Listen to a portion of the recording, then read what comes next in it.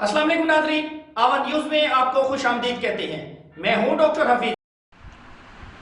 हाफिजाबाद के गिरदोनवा में चोरियों और डकैतियों का नॉन स्टॉप सिलसिला जारी। रिपोर्ट करेंगे हमारे नुमाइंदे सोहेल नईम। थाना काली की मंडी में मोबाइल शॉप पर मुसल्लह डकैती की वारदात। डाकू गन पॉइंट पर मालिक दुकान से 50,000 रुपये नकदी छीन कर फरार। सीसीटीवी फुटेज आवर न्यूज़ ने हासिल कर ली।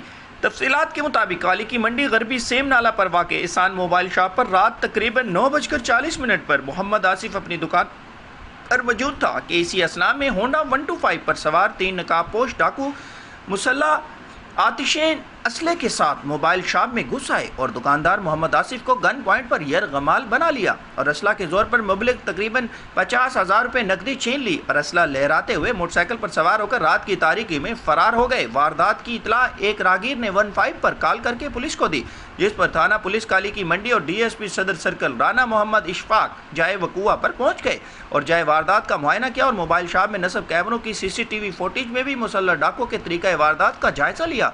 याद रहे इससे कबल भी इसी एहसान मोबाइल शॉप पर डकैती की वारदात हो चुकी है, लेकिन ताहल पुलिस डकैती की होने वाली पिछली वारदातों का सुराग लगाने में नाकाम रही है।